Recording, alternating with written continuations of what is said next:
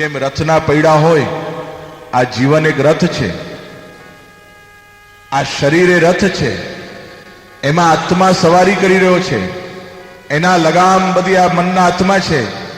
હવે આ રથના પૈડા એક ઊંચું હોય ને એક નીચું હોય તો એનું બેલેન્સ રહેતું નથી.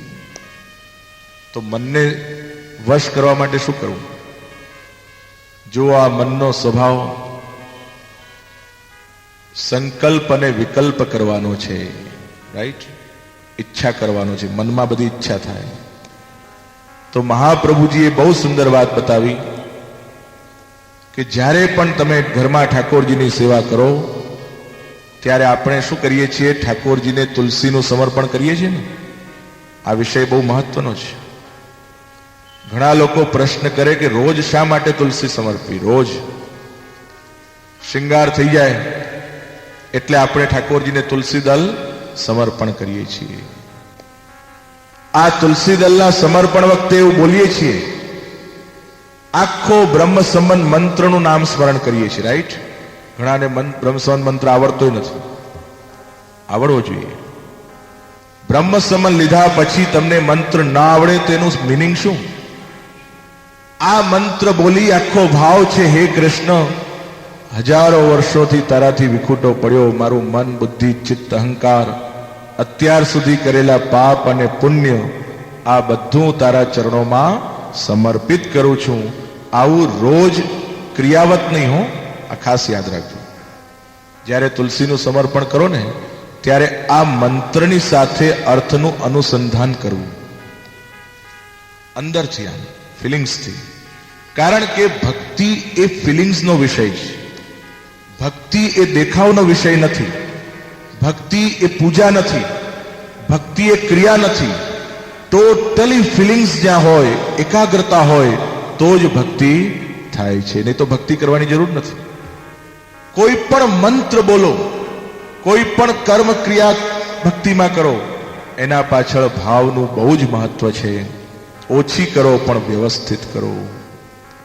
એટલે જ્યારે આ મંત્ર બોલો ત્યારે શું કરવાનું? ઠાકોરજી સામે ઊભા રહેવાનું, એમના મુખારવિંદ સામે જોવાનું, દ્રષ્ટિ મેળવવી, પછી ચરણારવિંદમાં દ્રષ્ટિ કરવી, અને આખો અર્થ જાણે તમે રોજ, મહાપ્રભુજી એટલી કૃપાજી ઉપર કરી કે તું રોજ ભૂલી જાય છે કે આ બધું મારું, આ બધું કૃષ્ણનું છે, એટલે રોજ તને કૃપા કરીને યાદ દેવડાવું છું કે આ તારું નથી, આ તો મારું છે. ખ્યાલ આવ્યો? કેટલો સરસ ભાવ છે. પુષ્ટિ માર્ગની અંદર જ આ વ્યવસ્થા છે કે આદત, પ્રેક્ટિસ. જેમ ભગવાને ગીતામાં કીધું, અભ્યાસ એને તો કૌંતેય, તું અભ્યાસ કરશે તો તને જીવનમાં ઘણું સુંદર ફલ મળશે. તો આપણા મહાપ્રભુજીએ, શ્રીજી બાબાએ રોજ આજ્ञा કરી, रोज तुलसी लेके और ये अर्थानुसंधान करके तू ये दल मेरे चरणारविंद में समर्पित कर. रोज भूल जाएगो तो मैं तो को रोज याद दिलाऊंगा, ये तेरो नहीं, ये तो सब मेरो है हो. આ ભાવ આપણા સંપ્રદાયનો છે. આવી કૃપા, આનું નામ છે કરુણા. એટલા માટે ગુસાઈજીનું નામ શું પડ્યું? પરમ ઉદાર ચતુર ચિંતામણી, રાખત ભવધારા ભયો જાત, ભજ કૃષ્ણદાસ કાજ સબ સરહી, જો જાને શ્રી વિઠ્ઠલનાથ. પરમ ઉદાર. આપ એવા ઉદાર છે કે ગમે તેવો ફાલતુ જીવ હોય ને, જો ગુસાઈજીનો સ્વભાવ હતો. પેલો ચોર ચોરી કરવા આવ્યો ગુસાઈજીના ઘરમાં, સોનાના વાસણ ખકડ્યા. ગુસાઈજી આજ્ઞા કરી કે ભાઈ તું ચોરી કરીને આયા, ચલ और मैं तुमको मदद करूं, ला ले जा. पर एक शरत गुसाईजी मूकी, तू चोरी करने आया है, ले तो जा, पर सत्य बोलना. એ ચોર રોજ ચોરી કરીને સત્ય બોલે, ત્યાં એમાં તો એનું જીવન પરિવર્તન થયું. આવા પરમ ઉદાર ચતુર ચિંતામણી. પાછા ચતુર હો. એક વસ્તુ યાદ રાખજો, ભક્તો ભોળા હોય ખરા પણ ચતુર પણ હોય, કારણ કે કૃષ્ણ ચતુર છે ને. ભક્તોને ચોક્કસ ભોળા માનવા. અર્જુન, પાંડવો સીધા હતા, એમનામાં દુષ્ટ વૃત્તિ નથી, સજ્જનતા હતી. પણ સજ્જનતા એવી ના હોવી જોઈએ કે મૂર્ખામણી ભરી હોવી જોઈએ. આ કૃષ્ણનો સ્વભાવ છે કે કૃષ્ણ હંમેશા હૃદયના શુદ્ધ, પ્રેમથી ભરપૂર, બુદ્ધિશાળી, તીક્ષ્ણ બુદ્ધિવાળા, પણ છતાંય સજ્જનતાવાળા. એટલે સજ્જન લોકો બુદ્ધિશાળી હોઈ શકે, ચતુર હોઈ શકે, પણ દુર્જનતા કરી શકતા નથી. આ સિદ્ધાંત કોઈ આપ્યો હોય તો આપણા ગુસાઈજીએ પરમ ચતુર ચિંતામણી, કોઈ પણ જીવ માટે સતત ચિંતા કરે, રાખત ભવધારા વયોજાત. એમના ચરણારવિંદનું સેવન કરીએ તો આપણો સંસાર રૂપી સાગર ચાલ્યા કરે ને એમાંથી આપણે બહાર નીકળી જઈએ. આ ગુરુ કેવા છે? નૌકા જેવા છે. કેટલાક ગુરુ કેવા હોય? પથરા જેવા હોય. ગુસાઈજી તો બહુ સમર્થ ગુરુ, પોતે ડૂબે ને બીજાને ડૂબાડે. કેટલાક તણખા જેવા હોય, એકલા તરી જાય, અને કેટલાક નાવડા જેવા હોય જે પોતે પણ તરે અને બીજાને પણ તારી દે. એવા સમર્થ ગુરુ અગર કોઈ વિશ્વમાં હોય તો મહાપ્રભુ શ્રી વલ્લભ और ગુસાઈજી પરમ દયાલ. એવા પરમ ગુરુના ચરણારવિંદમાં આજે વિનંતી કરીએ કે આપ અમને બુદ્ધિનું દાન આપો, આપના ચરણારવિંદની પ્રાપ્તિ કરાવો અને અમારા મનને સ્થિર કરાવો, જેથી અમે એ મન દ્વારા આપના જ સ્વરૂપને ઓળખી શકીએ, અમારી બુદ્ધિ સ્થિર રહે. બસ આટલો જ વિનંતી કરી આપણે ગુસાઈજીના ચરણોમાં મારું વક્તવ્યનું સમર્પણ કરું છું. બોલો શ્રી ગુસાઈજી પરમ દયાલ કી. કૃષ્ણ ગોવિંદ ગોવિંદ ગોપાલા,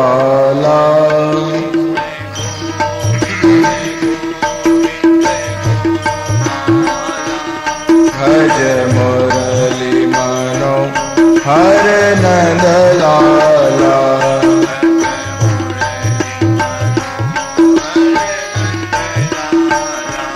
કૃષ્ણ ગોવિંદ ગોવિંદ ગોપાલા,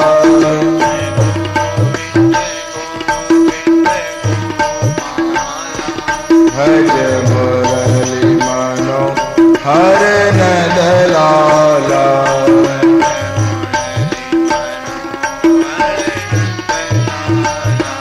ભજ મુરલી મનોહર નંદલાલા.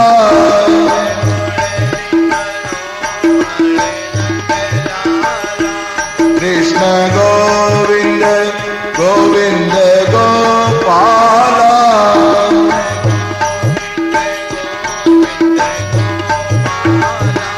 કૃષ્ણ ગોવિંદ ગોવિંદ ગોપાલા.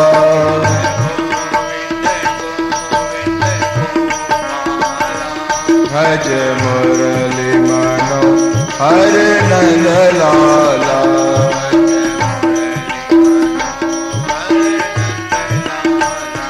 કૃષ્ણ ગોવિંદ ગોવિંદ ગોપાલા.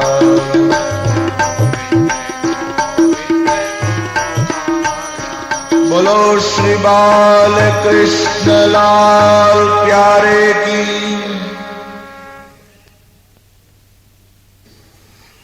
આપ સૌ ભાવિક વૈષ્ણવજનો,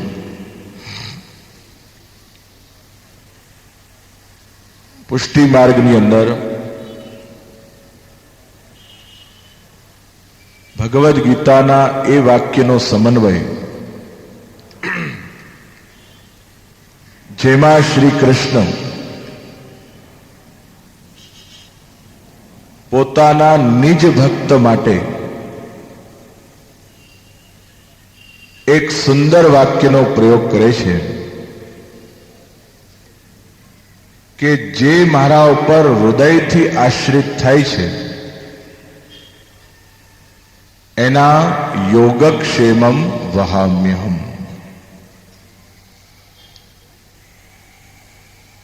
આ વસ્તુ બહુ મહત્વપૂર્ણ છે.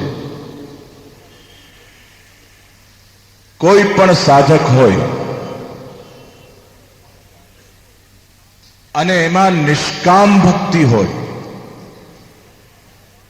લેશ માત્ર પણ સકામ ભાવના જેની ન હોય,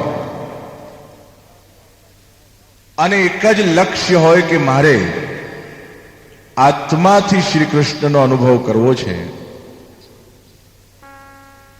તો એ વ્યક્તિએ આ વચનનું બહુ જ મહત્વ સમજવું જોઈએ. કયું? યોગક્ષેમમ વહામ્યહમ. પરમાત્મા અભયદાન વ્યક્તિને આપે છે કે એકવાર તું દિલથી મારાથી આશ્રિત થશે પછી તારી બધી ચિંતા હું કરીશ જ. રાઈટ? આ વિષય, આ વચન એ સાધકને જબરદસ્ત બળ આપે છે. આપ વિચાર કરો, આખા પુષ્ટિ માર્ગની અંદર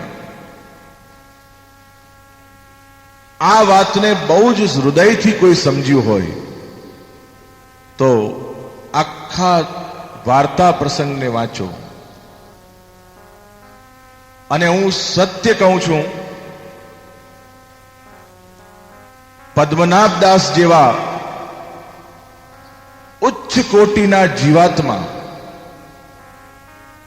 એવા વ્યક્તિના ચરિત્રને જો એકદમ હૃદયમાં હૃદયંગમ કરીએ તો આવા ભક્તોની પ્રેરણા ભક્તિમાં બહુ સાધક છે. આમ તો બધા ઘણા ભક્તો થઈ ગયા, પણ જે સ્થિતિ પદ્મનાભદાસની હતી, આ ખાસ યાદ રાખજો. પદ્મનાભદાસના ચરિત્રમાં જોઈએ તો એમને ડગલે ને પગલે ભગવત વિશ્વાસ, એક પૈસો ન હતો, યાદ રાખવું, એક પણ પૈસો નહીં. અને છતાંય પણ મથરાધીશનું આટલું મોટું સુંદર સ્વરૂપ અને આટલી બધી ખરાબ સ્થિતિમાં પણ એમનો ભગવદ ભાવ ઓછો થયો નહીં. સામાન્ય જીવ હોય તો જરાક તકલીફ પડે તો ક્યાંકનો ક્યાંક ઊંચો નીચો થઈ જાય કે નહીં? પ્રલોભન સતાવે, દોષ કરાવે, અનેક પ્રકારના દોષો માણસની અંદર પ્રલોભનથી જન્મે. પદ્મનાભદાસનો એટલો અડીગ વિશ્વાસ, મથરાધીશના ચરણારવિંદની અંદર સખત આશ્રય અને આત્મવિશ્વાસ કે જ્યારે પ્રભુએ મને કીધું છે કે તારી બધી ચિંતા હું કરીશ જ, રાઈટ? તો એ ભરોસે એમણે કોઈ દિવસ પણ કોઈ પાસે ચિંતા કરી નહીં. જો એક વસ્તુ યાદ રાખો, આ ભક્તિનો માર્ગ કયા ભાવથી તમે ભક્તિ કરો છો એનું મહત્વ છે. જેમ કોઈ સાગર હોય અને સાગર પાસે જઈને કોઈ માંગે કે મને તારી રેતી આપ, તો સાગર કહેશે કે જા ભાઈ તું રેતી લઈ જા. બીજો એક વ્યક્તિ સાગર પાસે આવ્યો, એને સાગરને કીધું કે મારે છીપ જોઈએ છે, તારી અંદર છીપ બહુ થાય ને? તો સાગરે કીધું કે જે આ છીપ પણ લઈ જા. સાગર વિચારવા લાગ્યો કે પેલો રેતી માંગવા વાળો આવ્યો છે, આ સમજજો ખાસ. આ રેતી એટલે ભગવાન પાસે કેવળ લૌકિક માંગણી કરે એ સાગર પાસે રેતી માંગવા જેવું છે.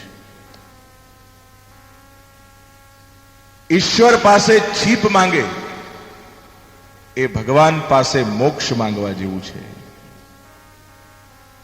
પેલા લૌકિક કરતા મોક્ષ વાળો તો સારો ને? પણ પરમાત્માની પાસે જઈ, સાગરની પાસે જઈ અને સાગરને કહે કે તું તો બહુ મોટો રત્નાકર છે, તારા અંદર અનેક રત્નો સમાયેલા છે, માટે બીજું કંઈ માંગતો નથી, હું તારી અંદર અનેક વાર ગોથા મારી તારી પાસેથી રત્નોની જ અપેક્ષા રાખું છું. ત્યારે સાગર કહેશે તારા જેવો વિરલો કોઈ બહુ ઓછા જ હોય છે કે નહીં? એવી રીતે પુષ્ટિ પુરુષોત્તમ બિરાજતા હોય એ પુષ્ટિ પુરુષોત્તમનું સ્વરૂપ લૌકિક માંગણીઓ પૂરી કરવા માટેનું નથી. એમાં તો અનેક દેવતાઓ બિરાજમાન છે. યશોદોત્સંગ લાલિત પાસે જઈએ, શ્રીજી બાવા પાસે જઈએ અને શ્રીનાથજીના નેત્ર સામે જોઈએ ત્યારે એક જ ભાવ કરવો, પ્રભુ હું તને તારી પાસે માંગવા આવ્યો છું, બીજું મારે કઈ જોઈએ નહીં. ખ્યાલમાં આવ્યું? तुझसे तुझी को मांगता हूं, तेरे सिवा और कोई गिला नहीं. અને એક વાત બહુ સ્પષ્ટ છે, તમારી આજુબાજુ બહુ સ્વાર્થી લોકો બેઠા હોય ને તો તમને આમ અંદર મૂંઝવણ થાય કે નહીં? પેલોય માંગે, પેલોય માંગે, પેલોય માંગે, મજા આવે નહીં. આપણો હ્યુમન નેચર છે. આપણને ખબર પડે કે આ બધા કઈ ને કઈ સ્વાર્થી આવેલા છે ને ભલે 100, 500, 1000 માણસ બેઠા હોય તો અંદરથી તમને ગુંગળામણ થાય કે ક્યાંક અહીંયાથી બહાર હિલ સ્ટેશન પર જવું તો સારું. પણ અગર તમારી પાસે ફક્ત 2 જ જણા બહુ જ દિલવાળા આવ્યા હોય તો તમને થાય કે અહીંયાથી ક્યાંય મારે જવું નથી. દુનિયામાં વસ્તુ ખરીદી શકાય છે પણ દિલ ખરીદી શકાતું નથી. અને બહુ જ તમે શોધો તોય સાચું દિલ મળવું બહુ મુશ્કેલ છે. બસ આ જ વાત વલ્લભાચાર્ય સમજાવે છે કે આ પરમાત્મા એની પાસે લાખો લોકો સ્વાર્થથી જાય છે ત્યારે શ્રીનાથજી બાવો અંદર બિરાજતો ઘણી વાર પોતાનું હાસ્ય તો આમ સ્માઇલ તો વેર્યા કરે છે. એ બહુ કૃપાળુ છે. આ સમજો, આ માણસ તો એવો છે કે થોડીક વાર સ્માઇલ કરે, 2 કલાક 3 કલાક પછી પેલો આર્ટિફિશિયલ સ્માઇલમાં કંટાળી. પણ આપણો શ્રીજી બાવો બહુ કૃપાળુ છે, કરુણા કરીને હસ્યા કરે છે. પણ અંદરથી મલક તો ત્યારે થાય કે જ્યારે કોઈ વિરલો પુષ્ટિ જીવ એ શ્રીનાથજી માટે શ્રીનાથજી પાસે આવે અને श्रीजी बाबा ने कहे मैं एक और किसी के लिए नहीं आया हूं, सिर्फ आपको प्रसन्न करने के लिए, आपको सुख देने के लिए आया हूं. ત્યારે શ્રીજી બાબા અટ્ટાહાસ્ય કરીને હસવા લાગે છે, પ્રસન્ન થઈ જાય છે. જો કોઈએ પ્રશ્ન કર્યો, પુષ્ટિ માર્ગમાં કોઈક પૂછે કે આપણા ઠાકોરજી કેવી રીતે મળે તો આપણા અષ્ટ સખાઓ કહે છે પ્રીતમ પ્રીત હિતે પૈયે. શું કે છે? પ્રીત હિતે પૈયે પ્રીતમ પ્રીત હિતે પૈયે. બહુ સુંદર કીર્તન ગાઓ બધા. પ્રીત હિતે પૈયે પ્રીતમ प्रीत हिते पैये. यद्यपि रूप गुणशील सुघारता इन बात रिझइये प्रीतम प्रीत हिते पैये. प्रीत हिते पैये प्रीतम प्रीत हिते पैये. કેવું સુંદર કીર્તન છે. ત્યાં અષ્ટ સખા કે છે અમારા શ્રી કૃષ્ણ પ્રીતમ. જો પ્રીતમ શબ્દ બહુ સમજવા જેવો છે. જેના અંદર પ્રીત રાખવી યોગ્ય છે. આ સમજો ખાસ. બધા પ્રીતમ થઈ શકતા નથી. આ લૌકિકમાં બધા પ્રીતમ પ્રીતમ બોલે છે પણ એ વાસ્તવમાં પ્રીતમ થવાને યોગ્ય નથી. પ્રેમ બહુ સમજવા જેવી વસ્તુ છે. શ્રીમદ ભાગવતની અંદર વૃત્રાસુર ચતુશ્લોકી આવે છે અને એના ચોથા મોક્ષ પુરુષાર્થના વર્ણનની અંદર મહાપ્રભુજીએ બહુ સુંદર અર્થ કર્યો જે સમજવા જેવો છે પ્રત્યેક પુષ્ટિ જીવે. કે જે પણ અનેક કર્મોના કારણે આ જીવ ભટકતો હોય છે સંસારની અંદર. એ ભટકતો જીવ એના ઉપર જ્યારે ઠાકોરજીની કૃપા થાય છે ત્યારે એને બધે જ ભગવત સંબંધનો અનુભવ થાય છે. આ બહુ સમજજો ખાસ. જ્યારે કૃપા થાય ને ત્યારે જે પણ પદાર્થ હોય એમાં તમારી ઈચ્છા થાય કે હું પ્રભુ સાથે એને જોડી દઉં. ઘર બાર, સ્ત્રી પુત્ર, પતિ પત્ની, આ બધા જ્ઞાન માર્ગની અંદર એવું કીધું કે આનો ત્યાગ કરો, છે કે નહીં? ઘરનો ત્યાગ કરો, પત્નીનો ત્યાગ કરો, પુત્રનો ત્યાગ કરો, આ બધી માયા છે. પરંતુ વૃત્રાસુર ચતુશ્લોકીના આ ચોથા શ્લોકની અંદર મહાપ્રભુજી આખો જુદો અર્થ કર્યો કે અગર પત્ની પણ જો સેવામાં અનુકૂળ હોય તો એ પત્ની પણ ભગવત સંબંધથી પ્રિય થઈ શકે છે. અગર ઘર પણ જો ઠાકોરજીમાં બિરાજતું હોય, ઠાકોરજીની સેવામાં ઘરનો ઉપયોગ થતો હોય તો એવા ઘરનો પણ ત્યાગ કરવાની જરૂર નથી. અગર તમારા પુત્રો પણ જો અગર સેવામાં અનુરક્ત હોય તો પુત્રોને પણ પ્રેમ કરી શકાય.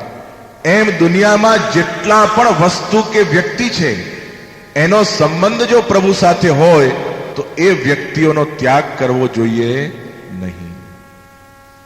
આ પુષ્ટિ સિદ્ધાંત છે. એટલે પ્રીતમ પ્રીત હિતે પૈયે. આપ વિચાર કરો, પેલા ગોવિંદ સ્વામી કેટલા બધા શ્રીનાથજી એના ઉપર પ્રસન્ન કે એકવાર રાજભોગના દર્શન બંધ થાય એટલે તરત ગોવિંદ સ્વામીની પાતળ ધરાય. કારણ કે જેવો રાજભોગના દર્શન બંધ થાય એટલે શ્રીજી બાવા ક્યાં જાય? ગોવિંદ સ્વામીને મળવા પધારે. શ્રીનાથજી બાવા બહુ નટખટ છે. આપણા પુષ્ટિ પુરુષોત્તમ પોતાના નિજ ભક્તો સાથે કેવી કેવી લીલા કરે છે. જ્યાં રાજભોગ બંધ થયા અને શ્રીનાથજી બાવા ફરવા પધાર્યા, ગોવિંદ સ્વામી સાથે દાવ ખેલે. એક સુંદર ઝાડ ઉપર શ્રીનાથજી બાવા ચડી ગયા અને ઝાડ ઉપર ચડીને ગોવિંદ સ્વામીનો જ્યાં દાવ આવ્યો, શ્રીનાથજી બાવાનો દાવ આવ્યો, ત્યાં ગોવિંદ સ્વામી કીધું આપ નીચે ઉતરો સરકાર. श्रीनाथ जी कहे नहीं नहीं अभी तो मेरा टाइम हो गया और मैं तो मंदिर में घुस जाऊंगा. उत्थापन समय थયેલો. શ્રીનાથજી બાવા પોતાના સખાને કહે છે કે જાજા હવે હું તારો દાવ આપવાનો નથી. ગોવિંદ સ્વામીનો દ્રઢ સખ્ય ભાવ. ગોવિંદ સ્વામી શ્રીજી બાવાની પાછળ પાછળ ભાગ્યા. અરે ઠહેર કહાં ભાગ રહ્યો હે? એક બાજુ શ્રીનાથજીનો ઉપરનો ઓળે પકડે, દોડતા દોડતા શ્રીનાથજીનું વસ્ત્ર એક ઝાડમાં ફસાયું ને ફાટી ગયું. ફાટેલા વસ્ત્રથી શ્રીજી બાવા નિજ મંદિરમાં ઘૂસી ગયા અને પેલા રૂપા પોળિયાને કીધું, દેખ દેખ ગોવિંદ સ્વામી આવી ગયો તો વાકુ મના કર દીજો, અભી તો મેં કામ में हूं.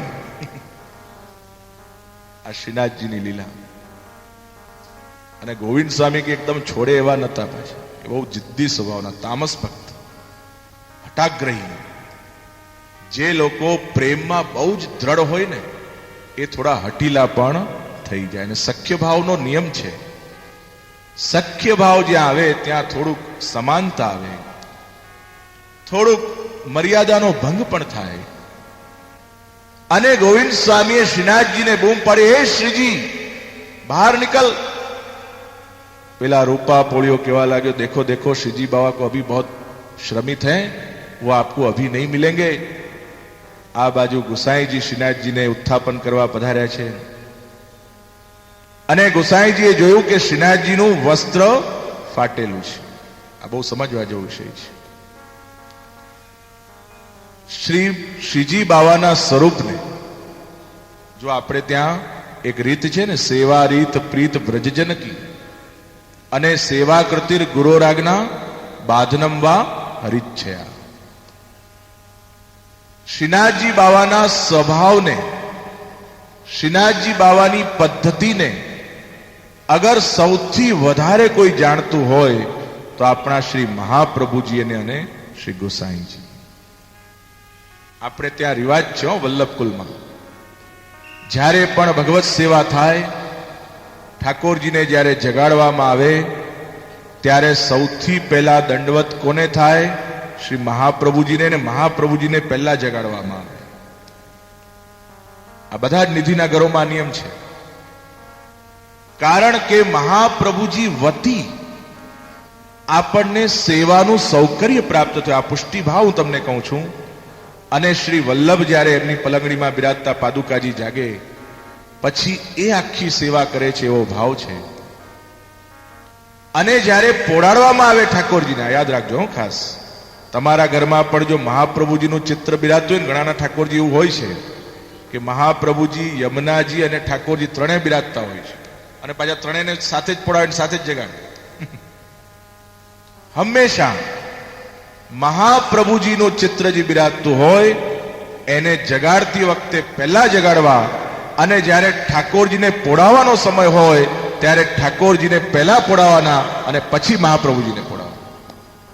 કારણ કે બધી સેવા કર્યા પછી શ્રી મહાપ્રભુજી પોતે પોડી જાય છે.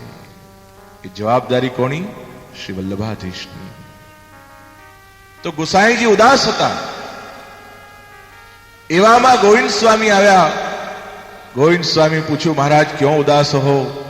ત્યારે ગુસાઈજી જવાબ આપ્યો કે દેખો આ શ્રીનાથજી કો વસ્ત્ર ફટ ગયો. શ્રીનાથજીએ મારો દાવ આપ્યા વગર ગયા છે. રમવામાં બહુ જ માથાકૂટ કરતા હતા, અને જ્યારે એમનો દાવ આવ્યો ત્યારે ભાગી ગયા, અને એ ભાગતા ભાગતા એમનું આ વસ્ત્ર ફાટી ગયું છે. માટે શ્રીનાથજીનું વસ્ત્ર ફાટ્યું છે, એમાં કઈ બહુ ચિંતા કરવાની વાત છે નહીં. ત્યારે ગુસાઈજી પ્રસન્ન થયા. આપ વિચાર કરો, આ જે દિવ્ય લીલા છે, તમને કદાચ પ્રશ્ન થાય, આ બધો જે સહજ આનંદ છે, આ સહજ આનંદમાં જીવને આનંદ આવે છે. કથા શ્રવણ કરવામાં આનંદ આવે, લીલાનું અવગાન કરવામાં આનંદ આવે. આપણું લક્ષ્ય શું? આત્મનિવેદન. આવી બધી લીલાનું શ્રવણ કરીએ, ચિંતન કરીએ, ત્યારે આપણા હૃદયમાં પેલા અંકુર ફૂટે. કોના માટે? ઠાકોરજી માટે.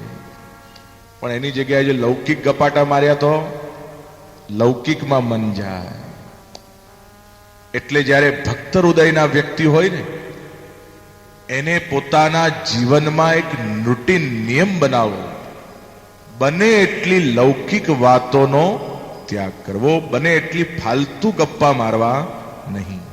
કેટલાક લોકોને આદત હોય, વાત ન નીકળે તો એવી ફાલતુ વાતો ઊભી કરે જેથી કરીને પેલા ભક્તને તો આ દુઃખ થાય જ, પણ બીજાને દુઃખ થાય.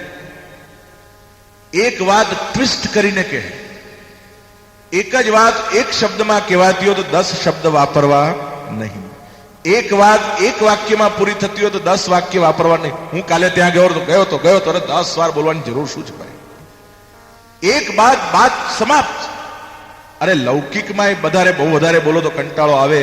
તો આત્મા આપણા હૃદયમાં ઠાકોરજી બિરાજતો હોય, અને એ ઠાકોરજી અંદરથી કૃપા કરવા માંગતો હોય, ક્યારે આનું હૃદય શુદ્ધ બને, ભક્ત બને, અને હું અંદરથી ડોક્યું કાઢીને એની સામે જોઈને મલક મલક હસું. પણ પેલો લૌકિકમાં જ પડેલો હોય તો ઠાકોરજી કંટાળી જાય. પ્રભુ તો રાહ જોઈને બેઠા છે. અરે કબ ये एकांत में हो जाए, कब इसका दिल खाली हो जाए लौकिक से और मैं इसके अंदर प्रवेश कर जाऊं. પણ ખરેખર આ દુનિયાની અંદર આ બધું બહુ અઘરું છે. એના માટે શું કરવું જોઈએ? આ એક ઉપાય શ્રી વલ્લભાચાર્ય બતાવે છે. એવા જીવોએ રોજ રાતના 252 ને 84 વૈષ્ણવની વાર્તા વાંચવી. નિયમ લો, શ્રવણ અને કીર્તન. રોજ કંઈક ને કંઈક સારું સાંભળો. સાંભળ્યા પછી કીર્તન.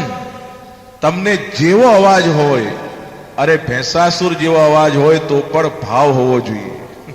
અમારા ઠાકોરજીને અવાજનું બહુ મહત્વ નથી. અહીંયા મોટા ઉસ્તાદ ખાન, ફૈયાઝ ખાન થવાની જરૂર નથી. તમને અગર ભાવ છે, જો કીર્તનની અંદર અષ્ટસખાની વાણી, તમે એના શબ્દો ઉપર ધ્યાન આપશો ને, કોઈ વાર કીર્તન ગાઓ હું આપને દિલથી કહું છું કે જો ઠાકોરજી આગળ એકાંતમાં બેસી, સાવ એકલા બેસી, ઠાકોરજીની સામે અથવા તો અનવસરમાં જ્યારે પ્રભુની સેવા ન હોય અને તમે એકલા બેસીને અગર અષ્ટસખાની વાણીના ભાવને ગાશો ને તો અંદરથી તમને આખી લીલાના દર્શન થશે. અનુભવ કરો. જે કીર્તન ગાય છે તો એનો અનુભવ છે જ, પણ જે નથી ગાતા એને પણ અનુભવ કરવો જોઈએ. અરે યોગ અને ધ્યાનમાં બળ્યું શું છે? વો ધ્યાન સાકાર કા, કે જે ધ્યાનથી ભગવાન કૃષ્ણ પોતે જ ગીતામાં કહે છે ક્લેશોધિકતરસ તેષામ અવ્યક્ત આસક્ત ચેતસા.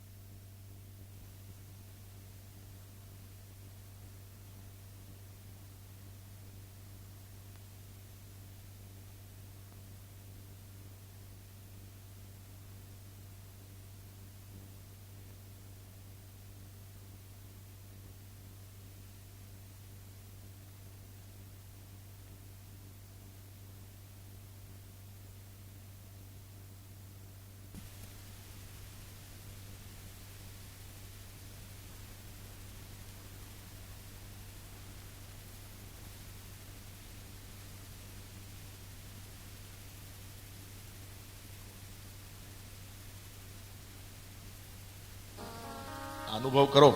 જે કીર્તન ગાય છે તો એનો અનુભવ છે જ, પણ જે નથી ગાતા એને પણ અનુભવ કરવો જોઈએ. અરે યોગ અને ધ્યાનમાં બળ્યું શું છે?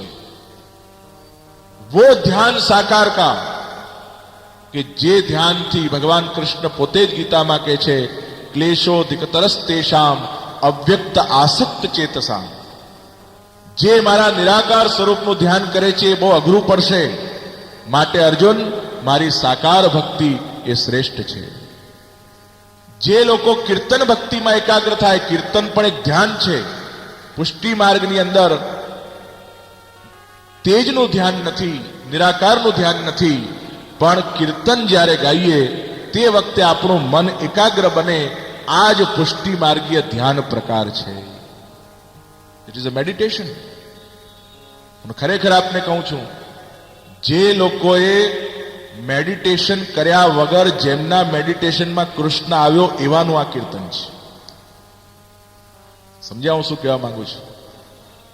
અમારા કૃષ્ણ કેવા છે? બહુ ધ્યાન ધરો તો આવે નહીં, પણ જેનું કૃષ્ણ ધ્યાન ધરે એના ધ્યાનમાં ભગવાન આવ્યું.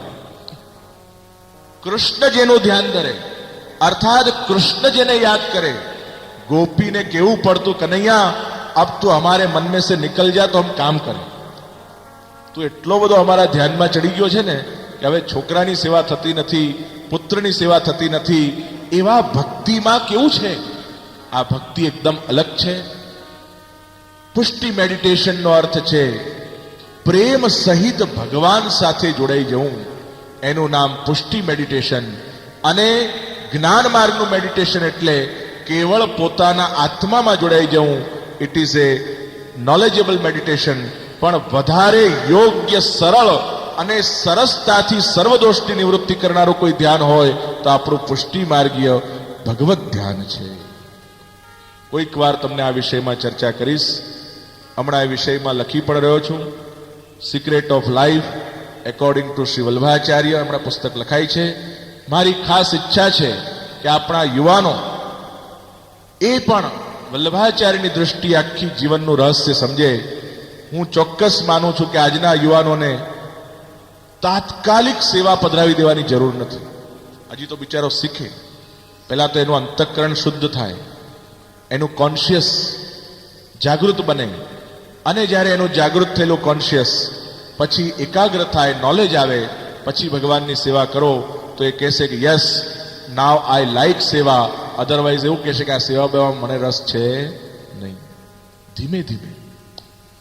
એટલે આ પ્રસંગે હું એક વસ્તુ ચોક્કસ જાહેર કરું છું. મને આનંદ થાય છે કે હમણાં થોડાક મહિના પછી વલ્લભાચાર્યજીની 526મી કે 25મી જન્મજયંતિ આવશે.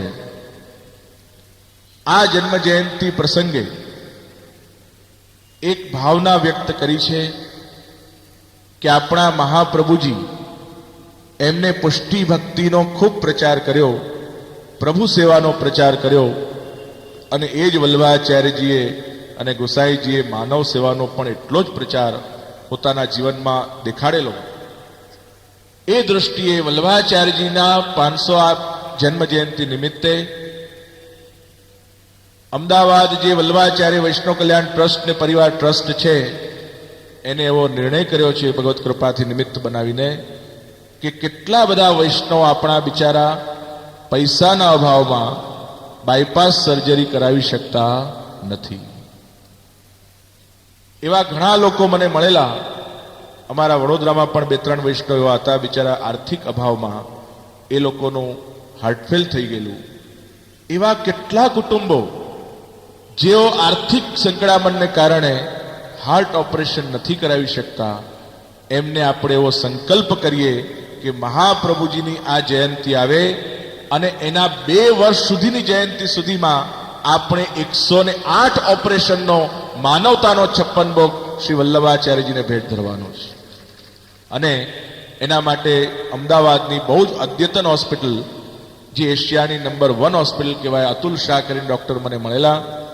એમણે વિનંતી કરી કે અમેરિકાના ડૉક્ટરો ફ્રી ઓપરેશન કરશે, અને એ કૃષ્ણા હાર્ટ સર્જિકલ હોસ્પિટલની અંદર આ બધા સ્પોન્સર્ડ દ્વારા ઓપરેશનો ફ્રી એ વૈષ્ણવોના કરવામાં આવશે.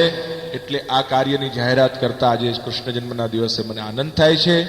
આમાં જેને પણ સ્પોન્સર બનવું હોય એના તરફથી એ ઓપરેશન થાય. અને મેં એવી પણ ભાવના વ્યક્ત કરી છે કે 365 સંસ્થાઓ, એક સંસ્થા રોજ એક ઓપરેશન કરાવે, એમ જો 365 ટ્રસ્ટો અથવા સંસ્થાઓ એ મહાપ્રભુજીના નામ હેઠળ ભેગી થાય અને વલ્લભના નામથી એક ઓપરેશન એક ગરીબનું થાય તો પણ એને ખૂબ આવકાર્ય છે. જેની પણ ભાવના હોય તે જરૂરથી અમારો સંપર્ક કરે. બોલો શ્રી વલ્લભા, શ્રી કૃષ્ણ કનૈયા. કૃષ્ણ ગોવિંદ ગોવિંદ ગોપાલા, ગોવિંદ ગોવિંદ ગોપાલા, ભજ મુરલી મનો હરે નંદ લાલા,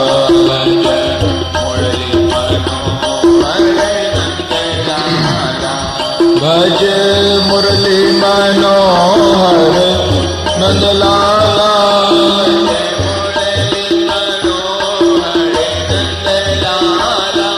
ભજ મુરલી મનો હરે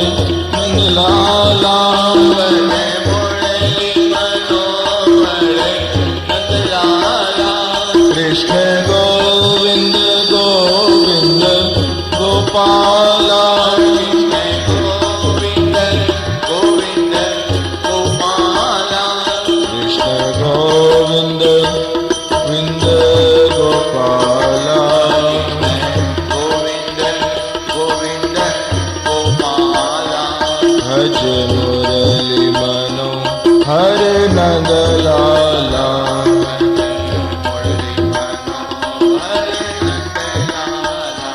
કૃષ્ણ ગોવિંદ ગોવિંદ ગોપાલા.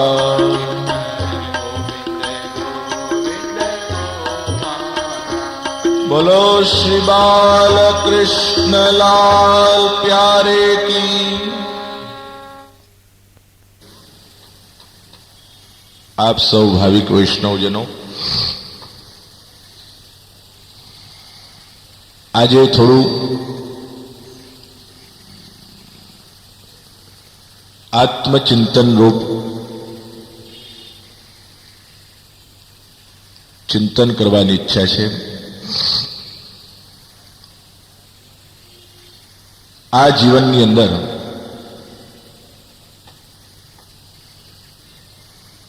સૌથી વધારે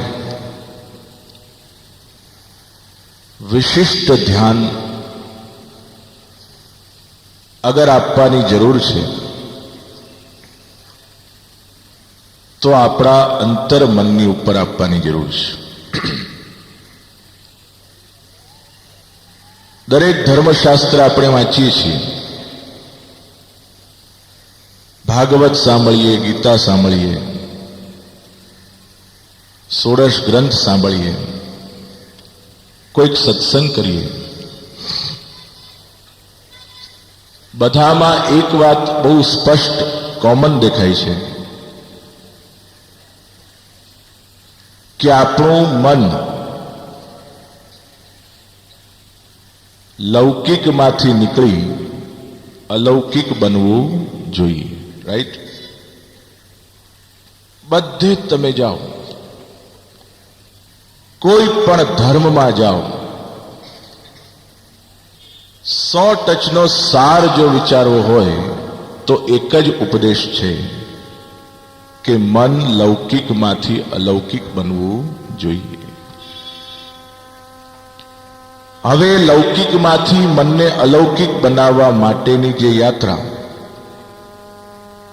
એનું જ નામ ધર્મ છે. ધર્મ શબ્દ બહુ સમજવા જેવો છે. જે વસ્તુ આપણને ગમતી નથી એ બીજાને પણ ગમવાની નથી. જેમ આપણા ઘરમાં ચોરી કોઈ કરે તો આપણને ગમે નહીં, જેમ આપણા ઉપર કોઈ અપમાન કરે એ પણ આપણને ગમે નહીં, આપણા ઉપર કોઈ ગુસ્સો કરે એ પણ આપણને ગમે નહીં, આપણને કોઈ ડાઉન કરે એ પણ આપણને ગમતું નથી. તો જે વસ્તુ આપણને ગમતી નથી એવી વસ્તુ આપણે બીજા માટે કરીએ તો તેમને પણ ગમવાની નથી. આવો વિચાર કરવો એનું જ નામ ધર્મ છે. જેની અસર આપણને થાય એવી અસર બીજાને પણ થવાની છે. એ સત્ય છે. પણ જ્યારે માણસ પોતાના મનની ઈચ્છા પ્રમાણે કરે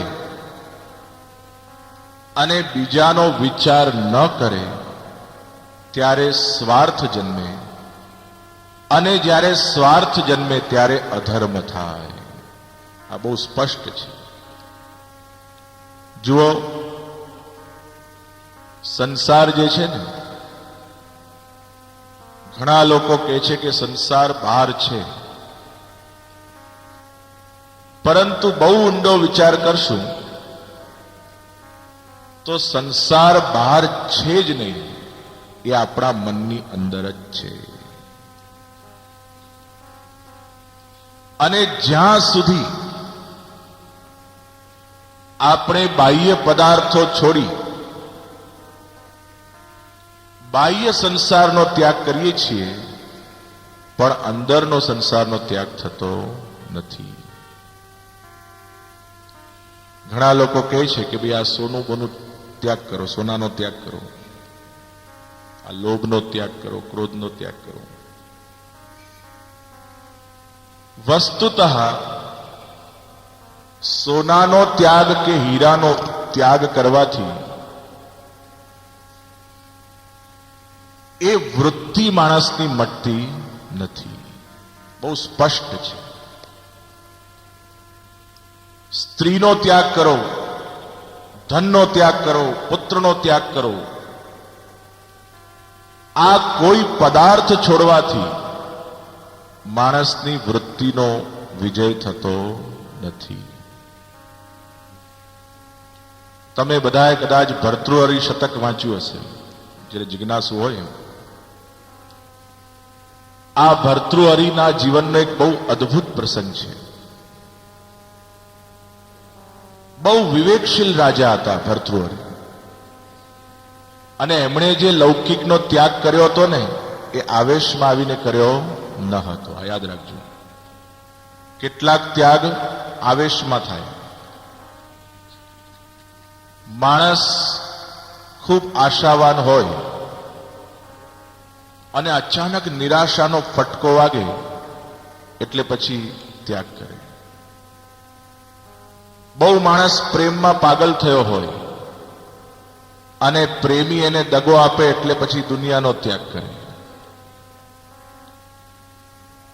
જ્યાં જ્યાં માણસને નિરાશા મળે છે અને એથી જન્મેલો જે ત્યાગ છે, એ ત્યાગમાં પણ મોહ સમાયેલો છે. વ્યક્તિ માટેનો મોહ એ પણ વૈરાગ્ય આપે. પ્રતિષ્ઠા માટેનો મોહ પણ વૈરાગ્ય આપે. ધન મેળવવાની ઈચ્છા હોય ને ન મળે ને પછી જે વૈરાગ્ય આવે એ પણ ધનના મોહથી ઉત્પન્ન થયેલો વૈરાગ્ય છે. પરંતુ ભર્તૃહરિના જીવનની અંદર આવું થયું નહોતું. એમણે જ્ઞાન સહિત, જુઓ, ભર્તૃહરિએ બધા જ ભોગ ભોગવેલા. ખૂબ મોટા રાજા હતા ને, કંઈ પણ બાકી રાખ્યું નહોતું. ભોગ ભોગવ્યા પછી એની ક્ષણભંગુરતાનો વિચાર કરી, ખૂબ અનુભવ કરી, અને એમણે નક્કી કર્યું કે હવે આમાં કઈ સાર છે નહીં. આ સમજો ખાસ. તો પણ જો આ બહુ વિચારવાની વાત છે. આ હ્યુમન માઇન્ડ કેટલું બધું સૂક્ષ્મ છે. આવા મોટા જ્ઞાની ભર્તૃહરિ સંપૂર્ણ વૈરાગ્ય સહિતનો ત્યાગ હોવા છતાંય એક દિવસ ગુફામાં બેઠા હતા અને અચાનક એક પક્ષીનો અવાજ આવ્યો. એ અવાજથી એમનું ધ્યાન ભંગ થયું. ત્યાં જોયું તો સામે એક હીરો પડેલો, આટલો નાનો. ધ્યાનમાં મસ્ત ભર્તૃહરિએ એક ક્ષણ માટે, એક જ ક્ષણ, જરાક એમનું મન હીરા તરફ ગયું. જો આટલો બધો ત્યાગ કર્યા પછીની વાત છે. એકાંતમાં ગુફામાં બેઠેલા અનેક જ્ઞાન સહિતના ત્યાગ પછી પણ એક સૂક્ષ્મ, જરાક લહેર જેટલી વાસના લોભની મનમાં રહી ગયેલી. એટલે જ્યાં પેલો જંગલમાં હીરો દેખાયો, એક ક્ષણ માટે ભર્તૃહરિને થયું કે જઈને હીરાને લઈ લઉં. પણ ભર્તૃહરિએ પાછો વિચાર કર્યો, અરે મૂર્ખ મન, આના કરતા કંઈક મોટા હીરાઓ છોડીને તું જંગલમાં આવ્યો છે. આ એ જ ભર્તૃહરિ હતો ને, કે હીરાએ કોઈ બીજા આપેલા છોડ્યા એવું નતું. એના પોતાના પાસે એટલી બધી સંપત્તિ હતી, એટલા બધા જવાહરાત હતા, એટલા હીરા હતા, પ્રતિષ્ઠા હતી, સૌંદર્ય હતું, રાણીઓ હતી. આ બધું છોડીને ભર્તૃહરિ તું અહીંયા આવ્યો છે. એટલે જ્ઞાની પુરુષ કદાચ થોડોક અવિવેક થાય પણ પાછા એલર્ટ થઈ જાય છે. ભર્તૃહરિને પોતાના મનને કીધું, અરે મૂર્ખ, આ બધું છોડીને તો તું આવ્યો છે. હવે આ નાના સરખા હીરામાં શું છે? આંખ બંધ કરી લે. પાછળ ધ્યાનમાં વ્યસ્ત થયા. ત્યાં બે ઘોડે સવાર તલવાર લઈને ત્યાંથી નીકળ્યા ને બંનેની નજર હીરા ઉપર પડી. બંને ઘોડે સવાર નાગી તલવાર લઈને લડવા લાગ્યા કે નહીં, મારી જ નજર પહેલા પડી, પેલો કે મારી નજર પહેલા પડી. બંનેમાં યુદ્ધ ચાલ્યું અને બંને એક સામાન્ય હીરા માટે મરી ગયા, ખલાસ થઈ ગયા. તો હીરો તો ત્યાંનો ત્યાં જ રહ્યો, કંઈ બોલ્યો નહીં, કંઈ ચાલ્યો નહીં. ન એમાં આવેશ આવ્યો, ન વિવેશ આવ્યો, ન ખુશ થયો, ન દુઃખી થયો. બંનેની લાશ જ્યારે પડેલી ત્યારે પેલા ભર્તૃહરિના નેત્રમાંથી આંસુ નીકળ્યા. આ સત્ય ઘટના છે. ભર્તૃહરિને જબરદસ્ત જ્ઞાન થયું કે આ બંને જણ જેના માટે મરી ગયા, વસ્તુતઃ આ હીરો એને એક સાથે કોઈ લેવા દેવા નથી. આ લોકોનો જન્મ નતો થયો ત્યારે પણ હીરો ત્યાંનો ત્યાં જડ હતો. એને કોઈની પરવા નથી, એ કોઈનો થતો નથી. પરંતુ વ્યક્તિ મૂર્ખતા અને અજ્ઞાનતાને કારણે એ પોતાના મનમાંથી એવી ઈચ્છાઓ સંસાર પ્રગટ કરે છે કે આ મારો છે ને આ તારો છે. સમજ પડી? આ એક સમજવા જેવી વસ્તુ. હું એમ માનું છું કે આચરણમાં કોઈ આજે ને આજે જ સિદ્ધ થવાનું નથી. કોઈ પણ વ્યક્તિ માટે હું ચોક્કસ માનું છું, જેમ પેલા પશુઓની સભા ભરાયેલી ને, તો બધા પશુ એક પછી એક ઊભા થયા, પણ શિયાળો બહુ લુચ્ચો. એણે કીધું બધાને ઊભા કરો, એટલે ઊંટદેવને ઊભા કરો. ઊંટડો ઊભો થઈને બધાનું વાંકું બોલવા લાગ્યો. પોપટની તો ચાંચ વાગીને, આની તો પૂંછડી વાગીને, પેલાને તો ગળું વાગ્યું ને. તો શિયાળ બોલ્યો, દાખે દલપત રામ, અન્યના તો એક વાંકા પણ આપના તો હરાડ છે હો બાપજી.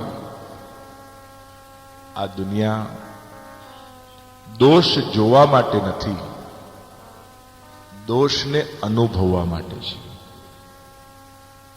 કોઈકમાં દોષ દેખાય, આ સ્વસ્થ વિચારધારા છે. આ વ્યક્તિનું સર્જન ભગવાને કર્યું છે, આ જગતનું સર્જન ભગવાને કર્યું છે, આ પદાર્થનું સર્જન ભગવાને કર્યું છે. બધાનો નિમિત્ત ઉપાદાન કારણ ભગવાન છે. પછી તારો કોઈ અધિકાર નથી કે તું કોઈની સ્તુતિ કે નિંદા કરે. જેમ એક માં પોતાના બાળકમાં કોઈ દોષ હોય તો આખી ગામમાં ઢંઢેરો પીટતી નથી, પણ એ દુઃખી થઈને એના બાળકને સમજાવે છે, અરે બેટા, તારું ભવિષ્ય આવું હોવું જોઈએ. એ દોષ જોવામાં એક કરુણા છે. આ યાદ રાખજો. આપણે માનવ છીએ અને માનવ હોઈને દેવ તરફ બનવાનો બધાનો પ્રયત્ન છે. બધાનું મન અલગ છે, દરેક વ્યક્તિના વિચાર અલગ છે, દરેક વ્યક્તિનું ભાગ્ય અલગ છે, અને એ બધાનું પ્રારબ્ધ અલગ છે. તો તને કોઈ અધિકાર નથી કે તું કોઈકને દોષારોપણ કરે. દેખાય તો કરુણાથી તું સમજાવજે, જેથી એને પણ તારો લાભ મળે, તારો એને લાભ મળે. જુઓ, મહારાજા જનક હતા. જનક રાજા માટે તમે જ્યારે રામાયણમાં વાંચશો ને, બહુ મોટા જ્ઞાની. આ જનક રાજાનો એક મિત્ર સંન્યાસી ઘણીવાર જનક રાજાને મળવા આવે ને ઘણીવાર જનક રાજાને કહે, મહારાજ, આપ બહુ વૈભવશાળી જીવન જીવો છો. પણ જનક રાજા વૈભવમાં પણ અલિપ્ત હતા. जनक सन्यासी ने कीधु, सन्यासी देखो तुम हर बार आते हो, मुझे ऐसा सब बताते हो, कई ने कई मेणा मारो छो, पण कोईक समय आवशे त्यारे हूं तमने जवाब आपीश। एक दिवस महाराजा जनक ने इच्छा थई कि हवे आ सन्यासी ने पण कईक समझण आपवानी जरूर छे। बीजो दिवस थयो अने महाराजा जनक के सन्यासी ने सवारना 5 वागे उठाड्या। उठाड़ीने महलनी पाछळ एक सुंदर नदी वहती हती, त्यां सन्यासी ने कह्युं कि चलो अपन दोनों स्नान करते हैं। बन्ने जणा स्नान करवा गया अने महाराजा जनके पोताना मंत्री ने कीधेलुं, जैसे ही वस्त्र निकाल के हम दोनों स्नान करने जाएं तो महल में आग लगा देगा. સમજ આવી વાત છે. હવે પેલા સંન્યાસીની લંગોટી મહેલના ઓટલા ઉપર, જ્યાં પેલા સ્નાન કરવા ગયા એટલે મહેલમાં આગ લાગીને સંન્યાસી જોરથી બોલ્યો, અરે જનક રાજા, जल्दी चलो आपके महल में आग लग गई है. जनक राजा के मेरा कुछ था ही नहीं, न मैं जाऊंगा तो कुछ रहेगा मेरा, जलना हो तो जलने दो. આવું બોલતા હતા ત્યાં તો પેલો પોતાની લંગોટી સાચવવા માટે મહેલની પાસે ભાગી ગયો. जनक ने बोला, अरे सन्यासी ठहरो, अभी तो महल को जलने दो. सन्यासी के महाराज मेरा तो कुछ नहीं, एक लंगोटी बची है, वो अगर जल जाएगी तो मैं क्या करूं. विचार करो, कोईकनी पासे महल होय के लंगोटी होय, पदार्थ व्यक्तिने बांधतो નથી. કોઈ એમ કે બહુ સોનું છે માટે બંધાયો, બહુ ધન છે માટે બંધાયો, બહુ મિલકત છે માટે બંધાયો. કોઈ વસ્તુ બહારની માણસને બાંધતી નથી, અંદરમાં રહેલું માણસનું મન જ બંધન કરે છે. ચાહે તે સોનું હોય કે પથ્થર હોય, મહેલ હોય કે લંગોટી હોય. તો પ્રશ્ન થાય, એક યુવાન માણસે મને આ પ્રશ્ન કરેલો, અને ખરેખર આ પ્રશ્ન બધાનો જિજ્ઞાસાનો છે.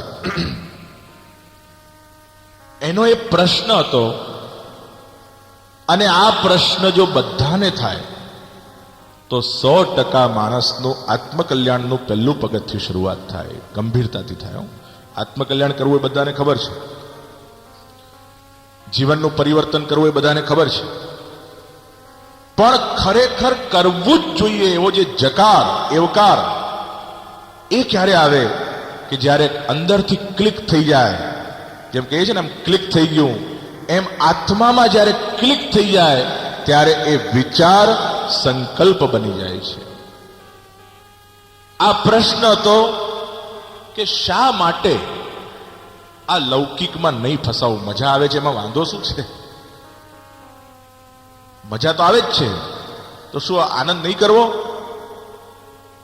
આનો જવાબ છે, કોઈ પણ વસ્તુ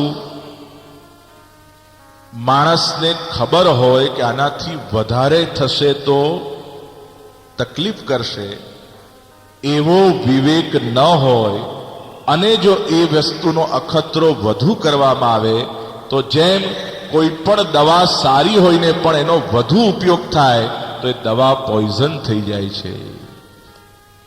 રાઈટ? અંદરનું જ્ઞાન જાગેલું ન હોય,